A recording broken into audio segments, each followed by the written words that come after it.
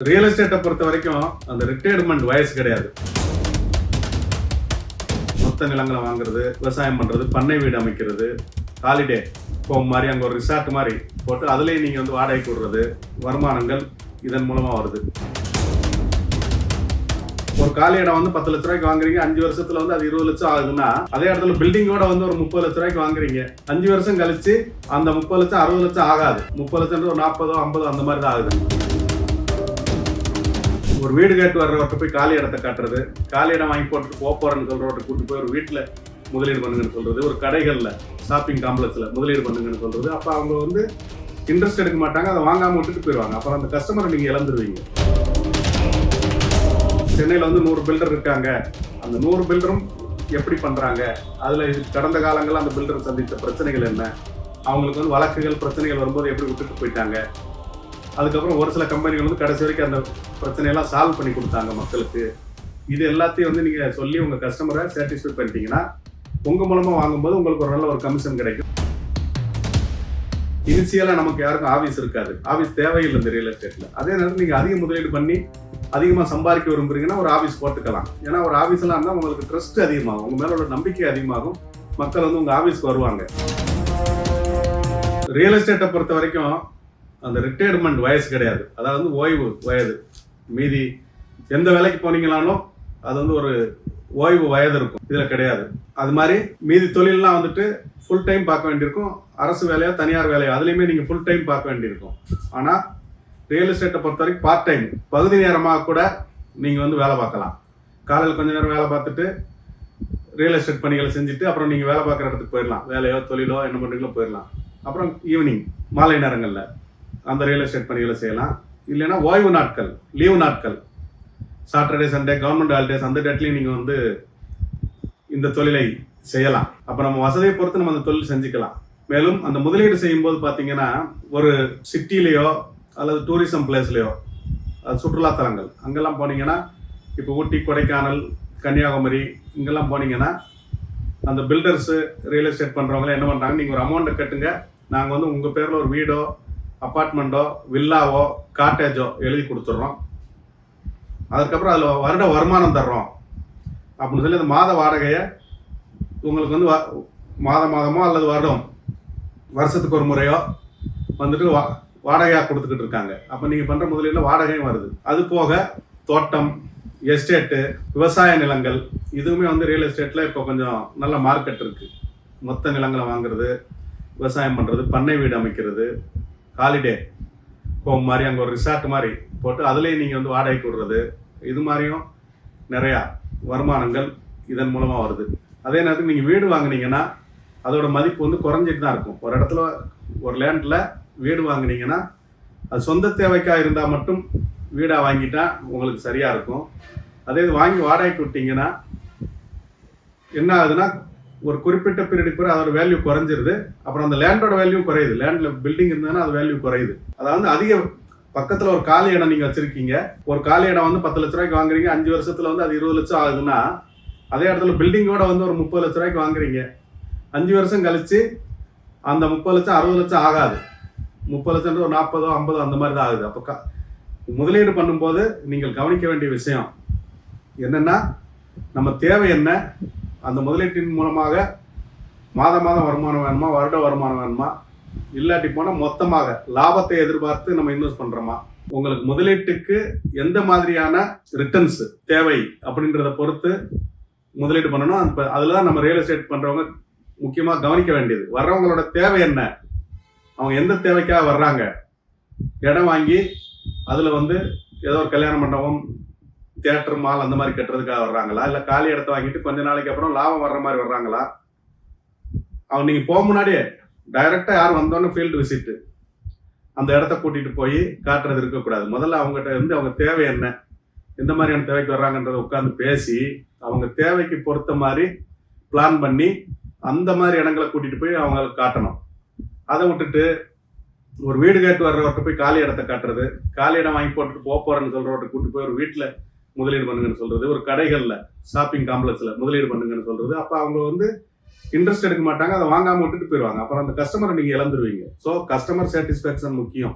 முதல்ல கஸ்டமர்கிட்ட உட்காந்து பேசணும். பேசி அவங்க தேவை என்ன அப்படின்னு தெரிஞ்சுக்கிட்டு அவங்க தேவைக்கு ஏற்ற மாதிரி நீங்கள் ஃபீல்டு விசிட் போக முன்னாடியே வந்துட்டு ஒரு 50% அவங்கள வந்து கன்வின்ஸ் பண்ணிடணும். இந்த இடம் பக்கத்தில் உள்ள இடம் எவ்வளோ விலை போகுது, ஏத்தாப்பில் உள்ள இடம் என்ன விலைக்கு வாங்கியிருக்காங்க, ரோடு பேஸில் என்ன இருக்குது, ரோட்லேருந்து உள்ளே என்ன விலை போயிருக்குது, அதெல்லாம் போய் காட்டணும். நீங்கள் போகும்போது பக்கத்தில் என்ன இருக்குது, மேம்பாலம் இருக்குதா, ரயில்வே ஸ்டேஷன் இருக்குதா, மேலே வந்து இபி வயரு டவர் லைன் அந்த மாதிரி போகுதா, இதெல்லாம் சொல்லணும். பக்கத்தில் ஒரு இடம் கம்மியாக போயிருந்தா அதுக்கு ரீசன் என்ன, இன்னொரு இடம் அதிகமாக போயிருந்தா அது என்ன ரீசனுக்காக அதிகமாக போகுது, இதெல்லாம் நீங்கள் தெரிஞ்சு வச்சு இங்கேயே பேசிட்டு அப்புறமே ஃபிசிக்கலாக அந்த இடத்துக்கு நேரடியாக போகும்போது அதெல்லாம் காட்டி அவங்கள கன்வின்ஸ் பண்ணாதான் நீங்கள் இந்த தொழிலை ஜெயிக்க முடியும். இந்த தொழிலை நல்லபடியாக கஸ்டமரை மைண்டை தெரிஞ்சுக்கிட்டு நீங்கள் சர்வீஸ் பண்ணீங்கன்னா ஒரு குறுகிய காலத்தில் 3 ஆண்டுகளில் கோடீஸ்வரர்கள் ஆகலாம். கண்டிப்பாக ஆக முடியும். அது போக நம்ம வந்து விளம்பரம் கொடுக்குறது, டிவி, மொபைல், செல்ஃபோன், லேப்டாப் இப்படி நிறையா வந்துருச்சு. இன்ஸ்டாகிராம், ஃபேஸ்புக், வாட்ஸ்அப், யூடியூப் இப்படி நிறைய சோசியல் மீடியா வந்துருச்சு, சமூக வலைதளங்கள். அதிலெல்லாம் கூட நீங்கள் வந்து விளம்பரம் கொடுக்கலாம். இந்த ரியல் எஸ்டேட் பொறுத்த வரைக்கும் உங்களை வந்து புரோக்கர், மீடியேட்டர், ஏஜென்ட் என்ன வேணாலும் பேர் வச்சுக்கிட்டோம், அதை பற்றி நமக்கு கவலை இல்லை. பட் நம்ம நோக்கம் வருமானம், பணம் சம்பாதிப்பது, அதான் நோக்கம். ஸோ ஒரு பில்டர் இருக்காரு, அவர் கட்டிட்டு இருக்காரு, அந்த பில்டர் ஒரு ப்ரொமோட்டர் ஒரு பில்டிங் கட்டுறாங்க, அப்பார்ட்மெண்ட் கட்டுறாங்க, அதை எடுத்துட்டு மக்கள் வந்து நிறைய பேர் வாங்க ரெடியாக இருக்காங்க. நீங்கள் வந்து அந்த ஏரியாவில் இப்போ சென்னை மாதிரியான சிட்டிகளில், கோயம்புத்தூர் மாதிரியான சிட்டிகளில் நிறைய அப்பார்ட்மெண்ட் கட்டுறாங்க. நீங்கள் எல்லா அப்பார்ட்மெண்ட்டையும் தெரிஞ்சு வச்சுருக்கணும். எந்த அப்பார்ட்மெண்ட்டில் என்னென்ன வசதி இருக்குது, எந்த அப்பார்ட்மெண்ட்டில் என்ன விலை போகுது, அந்த பெரிய பெரிய கம்பெனிஸ் இருக்குது, அந்த கம்பெனி நிறைய விளம்பரம் கொடுக்காங்க. அப்போ அந்த கம்பெனியோட என்ன அம்யூனிட்டிஸ், என்ன வசதிகள் கொடுக்குறாங்க, என்ன விலை கொடுக்குறாங்க, கஸ்டமரை நீங்கள் உட்கார வச்சே வந்து நீங்கள் சொல்லிடணும். சீப்ராஸ்னா என்ன பண்ணுறாங்க, அரிகன்னா என்ன பண்ணுறாங்க, பாசியம்னா என்ன பண்ணுறாங்க, இந்த மாதிரி அவங்க வந்து எவ்வளோ வசதி கொடுக்குறாங்க, என்ன ரேட்டு கொடுக்குறாங்க, என்ன லொக்கேஷனில் கொடுக்குறாங்கன்றது ஒரே இடத்துல வந்து நீங்கள் கஸ்டமர்கிட்ட கன்வின்ஸ் பண்ணிட்டீங்கன்னா உங்களை நம்பிட்டானா அவன் டைரெக்டாக அப்பார்ட்மெண்ட் ஓனர்கிட்ட வாங்க மாட்டான். நீங்கள் சொல்கிற இடத்துல நீங்கள் சொல்கிற அப்பார்ட்மெண்ட்டை வாங்க தயாராக இருப்பாங்க. அது எல்லாரோடைய விஷயத்தையும் நீங்கள் சொல்லணும். சென்னையில் வந்து 100 பில்டர் இருக்காங்க, அந்த 100 பில்டரும் எப்படி பண்ணுறாங்க, அதில் இதுக்கு கடந்த காலங்களில் அந்த பில்டர் சந்தித்த பிரச்சனைகள் என்ன, அவங்களுக்கு வந்து வழக்குகள் பிரச்சனைகள் வரும்போது எப்படி விட்டுட்டு போயிட்டாங்க, அதுக்கப்புறம் ஒரு சில கம்பெனிகள் வந்து கடைசி வரைக்கும் அந்த பிரச்சனையெல்லாம் சால்வ் பண்ணி கொடுத்தாங்க மக்களுக்கு. இது எல்லாத்தையும் வந்து நீங்கள் சொல்லி உங்கள் கஸ்டமரை சாட்டிஸ்ஃபை பண்ணிட்டீங்கன்னா உங்கள் மூலமாக வாங்கும்போது உங்களுக்கு ஒரு நல்ல ஒரு கமிஷன் கிடைக்கும். இது மாதிரி நீங்கள் நிறைய சர்வீஸ் பண்ணிட்டீங்கன்னா அதற்கப்புறம் வந்துட்டு நீங்கள் பண்ணுற சர்வீஸை பொறுத்து எல்லா அப்பார்ட்மெண்ட் ஓனர், பில்டர், ப்ரொமோட்டர்லாம் உங்களை தேடி வர ஆரம்பிப்பாங்க. அந்தளவுக்கு ஒரு ட்ரேடு நேம். அதே மாதிரி வந்துட்டு என்னென்னா நிறையா ஹோட்டல்ஸ்லாம் போய் பார்த்தீங்கன்னா இங்கே வந்து ரியல் எஸ்டேட் அரசியல் பேசுவதற்கு அனுமதி இல்லை அப்படின்னு போட்டிருப்பாங்க. ஏன்னா சென்னையெல்லாம் மீட்டிங்னு எல்லாமே வந்துட்டு ஏதாவது ஹோட்டலில் போய் ஒரு டீ சாப்பிட்டுட்டு 2 மணி நேரம் டேபிளில் உட்காந்துட்டு பேசிட்டு இருப்பாங்க. கஸ்டமர் கூட்டம் வந்துட்டே இருக்கும். அதனால் அரசியல், சினிமா மற்றும் வியாபாரம், ரியல் எஸ்டேட் பேசுவதற்கு அனுமதி இல்லைன்னு நிறைய ஹோட்டல் நம்ம போர்டு பார்க்குறோம். ஸோ அப்போ என்னென்னா இனிஷியலாக நமக்கு யாருக்கும் ஆஃபீஸ் இருக்காது, ஆஃபீஸ் தேவையில்லை இந்த ரியல் எஸ்டேட்டில். அதே நேரத்தில் நீங்கள் அதிக முதலீடு பண்ணி அதிகமாக சம்பாதிக்க விரும்புறீங்கன்னா ஒரு ஆஃபீஸ் போட்டுக்கலாம். ஏன்னா ஒரு ஆஃபீஸ்லாம் இருந்தால் உங்களுக்கு ட்ரஸ்ட் அதிகமாகும், உங்கள் மேலே உள்ள நம்பிக்கை அதிகமாகும், மக்கள் வந்து உங்கள் ஆஃபீஸ்க்கு வருவாங்க. அதுவும் இந்த தொழிலுக்கு தேவையான ஒரு முதலீடு தான் ஆஃபீஸு. அதே நேரத்தில் எல்லாரும் ஆஃபீஸ் போட்டு லாஸ் ஆகி இந்த தொழில் விட்டு போயிடக்கூடாது. அதனால் நீங்கள் வந்து ஆஃபீஸ் இல்லாமலும் தொழில் பண்ணலாம் இதை பொறுத்த வரைக்கும். அது மாதிரி உற்பத்தி தொழில், மேனுஃபேக்சரிங், இப்போ வந்து உணவுப் பொருள்கள் இருக்குது, கடலை மிட்டாய், ஸ்வீட்டு, அல்வா, அதெல்லாம் உற்பத்தி பண்ணுறாங்க. அது மாதிரி plastic, rubber, spare parts, machinery, mechanism, electronics, electric இதெல்லாம் வந்து உற்பத்தி பண்ணுறாங்க. ஓசூருக்கு போனீங்கன்னா அந்த எலக்ட்ரானிக்ஸ், எலக்ட்ரிக்கல் அந்த மாதிரி விஷயங்கள். சென்னையில் ஓரகடம் அந்த பகுதியெல்லாம் போனீங்கன்னா மோட்டார் அந்த மாதிரி. கோயம்புத்தூர் போனீங்கன்னா கிரைண்டர், அனைத்து மெஷினரிஸுக்கும் மோட்டார்ஸு, பம்பு, அது மாதிரிலாம் வந்து ஒவ்வொரு பகுதியிலையும் உற்பத்தி பண்ணுறாங்க. அப்போ உற்பத்தி பண்ணுறதுக்கு மிக அதிகமான முதலீடும் தேவை. அது மாதிரி இதில் நிறைய பேர் எக்ஸ்போர்ட் பண்ணுறாங்க, ஃபாரினுக்கு அனுப்புகிறாங்க. அப்போ எல்சி, லெட்டர் ஆஃப் கிரெடிட் இதெல்லாம் வாங்கிட்டு ஃபாரின் அனுப்புகிறாங்க. நம்ம வந்து நிறைய பேரை பார்த்துட்டோம். உற்பத்தி திருப்பூரில் பனியன் கம்பெனி, இந்த மாதிரி கோயம்புத்தூர் டெக்ஸ்டைல் இதெல்லாம் உற்பத்தி பண்ணுறாங்க. அது வந்து ரொம்ப பேருக்கு வேலை கொடுக்க முடியும். பெரிய அளவில் இண்டஸ்ட்ரியாகவும் பண்ணுறாங்க, சின்ன அளவில் வந்து குடிசை தொழில், காட்டேஜ் இண்டஸ்ட்ரி அதுவும் பண்ணிட்டு இருக்காங்க. இவங்கெல்லாம் பார்த்தீங்கன்னா அது எவ்வளோ வேகமாக வளர்றாங்களோ அவ்வளோ வேகமாக வந்து சரிவையும் சந்திக்கிறாங்க. லேபர் பிரச்சனை, கரண்ட்டு, அரசோட கொள்கைகளில் மாற்றம், வரி, ஜிஎஸ்டி இந்த மாதிரி பிரச்சனைலாம் வரும்போது அவங்க நிறைய சிக்கல்களை சந்திக்கிறாங்க. எக்ஸ்போர்ட் பண்ணுறவங்களாம் பார்த்தீங்கன்னா மிகப்பெரிய முதலாளியாக இருக்கார். எக்ஸ்போர்ட் ஓனர்ஸ் அசோசியேஷன் தலைவராக இருக்காரு, அங்கே பல்வேறு பொறுப்புகள் எல்லாம் இருக்காங்க. ஒரு எக்ஸ்போர்ட் பொருள் போய் ஃபாரின்ல மாட்டிக்கிடுச்சு, அங்கேருந்து பணம் வரல, அங்குள்ள ஏமாத்திட்டான், அல்லது அந்த எக்ஸ்போர்ட் பண்ண பொருள் டேமேஜ் சொல்லி அங்கே மாட்டிக்கிடுச்சுன்னா உடனே வந்து எந்த கம்பெனியில் வேலை பார்த்தாலும் அதே கம்பெனி இன்னொருத்தருக்கு வித்துட்டு அதே கம்பெனியில் வேலைக்காரராக வந்து உட்காந்துருக்காங்க.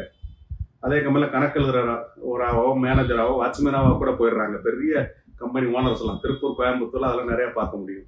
இப்போ எந்த நகைக்கடை உரிமையாளர், எந்த நகை பற்றையின் உரிமையாளர் இருக்காரோ அவர் இது மாதிரி ஏமாந்துட்டாருன்னு இவர்கிட்ட வாங்கிட்டு போனவன் மொத்தமாக ஓடிட்டான், அல்லது இவர்கிட்ட வாங்கிட்டு இவர் மாதிரி நிறைவேற்ற அவன் வந்து நகைகளை வாங்கிட்டு தங்கத்தை வாங்கிட்டு ஐபி கொடுத்துட்டான், அந்த மாதிரி ஒரு சூழ்நிலையெல்லாம் வரும்போது என்ன ஆகும்னா அவர் வந்து அதே நகைப்பற்றையோ அந்த நகைக்கடையோ ஒருத்தர் வித்துட்டு அவன்கிட்டே வந்து மாச சம்பளத்துக்கு வேலைக்காரனா வந்துடுறாரு.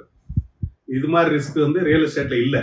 ஆனால் ரியல் எஸ்டேட்ல தெளிவாக வந்து நல்ல இடத்த பார்த்து, சரியான இடத்த பார்த்து, உரிமையாளரை பார்த்து, வில்லங்கம் இல்லாத இடத்த பார்த்து கொடுக்கணும்.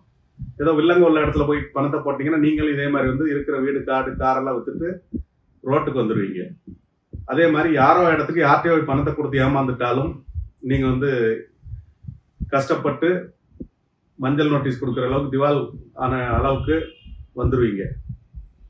சொத்து பத்து எல்லாம் இழந்து மிகவும் கஷ்டப்படுவீங்க. அதனால சரியான இடத்த பார்த்து அந்த இடத்த விசாரிக்கணும். ஒரு இடத்துல பணம் கொடுக்கறதுக்கு முன்னாடி 1க்கு 4 தடவை விசாரிச்சு ஒரு 10 நாள் அங்கே உட்கார்ந்து இருந்து போறோம் வரோன்ட்டுலாம் கேட்டு பக்கத்தில் உள்ள இதெல்லாம் பார்த்து ஆவணங்கள் எல்லாம் நல்லா பரிசீலிச்சு அது வந்து வக்கீல்கிட்ட எல்லாம் கொடுத்து லீகல் ஒப்பீனியன், சட்ட கருத்துரை எல்லாம் வாங்கி நீங்க பண்ணீங்கன்னா இது மாதிரி வந்து லாஸுக்கு வாய்ப்பு கம்மி. லாஸுக்கு வாய்ப்பே இல்லை. நீங்க வந்து கண்டிப்பாக கோடீஸ்வரன் ஆகலாம். அதே மாதிரி பார்த்தீங்கன்னா சிட்டிஸில் போயிட்டு டை கட்டிட்டு ஷூ போட்டு அந்த மாதிரி ரெப்ரசன்டேட்டிவ் வந்து வீடு வீடாக போய் பேசி கஸ்டமரை கொண்டு வருவாங்க.